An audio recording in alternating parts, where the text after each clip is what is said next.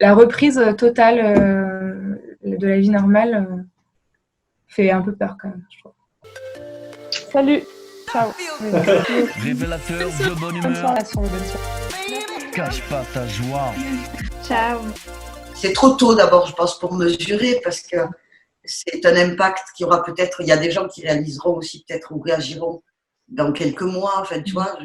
Écoute, la vie d'après, je vais continuer à garder ces bonnes habitudes de bien-être. J'essaierai de garder un rythme de vie plus tranquille, à ne pas enchaîner, avoir une vie sociale trop effrénée. J'essaierai que ce soit un peu plus ralenti et de pouvoir plus profiter des moments.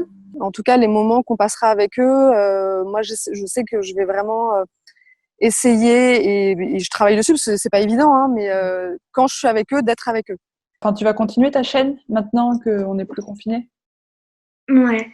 Ouais. Ouais, je pense. Bien sûr, je réduirai le rythme parce que quand tout reprendra vraiment normalement, ça sera plus pareil. Enfin, je pourrai plus trop faire à ma guise. Prochaine étape, c'est de se retrouver faire un pique-nique.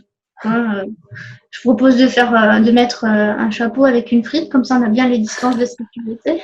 J'essayerai de faire plus vite mes devoirs parce que je les fais pas à la vitesse qu'on veut. Genre, comme ça, j'aurai le temps de cuisiner et de plus profiter pour lire. Du coup, c'est plutôt une bonne nouvelle si les compagnies aériennes revoient certains trajets, tout ça. Alors d'un côté, oui, effectivement, parce que même moi, si je travaille chez Amadeus, qui est vraiment la référence de réservation aérienne, hein, c'est notre cœur de métier, c'est le système de réservation pour toutes les compagnies aériennes. Je ne devrais pas dire ça. En revanche, au niveau de l'environnement, au niveau de l'écologie, moi personnellement, je souhaite que justement les compagnies aériennes revoient leur modèle. Si les compagnies aériennes et les dirigeants des compagnies aériennes prennent ça au sérieux, ça peut être une vraie révolution, en tout cas positive pour la planète et voilà, au détriment malheureusement de licenciements, au détriment d'une baisse dans le tourisme.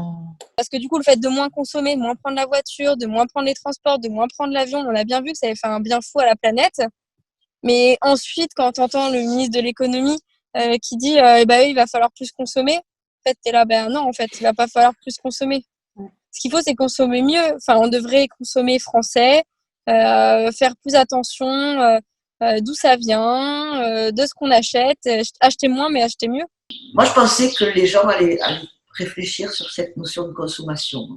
En même temps, c'est tellement lié à cette notion d'économie, justement, tu vois.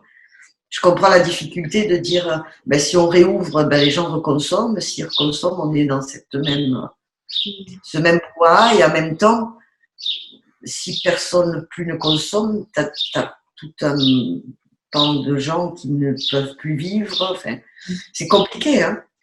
Et moi, ce que je retiens et ce que j'ose espérer, c'est que de tout ça, l'humanité, avec un grand H, tirera une leçon, à savoir qu'il faut savoir regarder autour de soi et puis que le consumérisme à outrance, c'est peut-être pas la solution. Donc, tu penses que collectivement, on arrive à en tirer du positif? Écoute, je me dis que quelque part, ça pourra pas être pire, au niveau de l'égoïsme, de l'égocentrisme, de l'hypertrophie du moi, du racisme, de l'homophobie, enfin de toutes ces choses affreuses, je me dis que ça ne pourra pas être pire. Ça ne pourra être que mieux. Ça, c'est dingue. Je pense que personne ne va retenir le fait de tu n'es qu'un être humain et que sans les autres humains, en fait, tu peux pas forcément survivre. Bah si, j'espère que oui. Quand même. Enfin, tu vois, si on oui, mais j'espère aussi. De manière globale, je suis pessimiste, mais c'est pour ça. Enfin, je trouve que c'est plus réconfortant de voir individuellement, tu vois. Genre, c'est pour ça que je fais ces interviews et tout, c'est que les choses, elles changent d'abord en nous et après, on pourra modifier les choses. Et évidemment, les gens, ils vont pas, déjà parce que la vie est pas faite comme ça, mais ils vont pas arrêter de prendre leur voiture, ils vont pas arrêter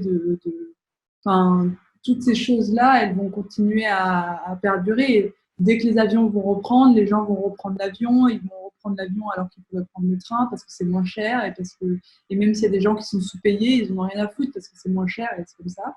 Ça, c'est triste. Mais individuellement, il y a quand même des prises de conscience. Et au bout d'un moment, ça va évoluer. Bah, on espère. Hein.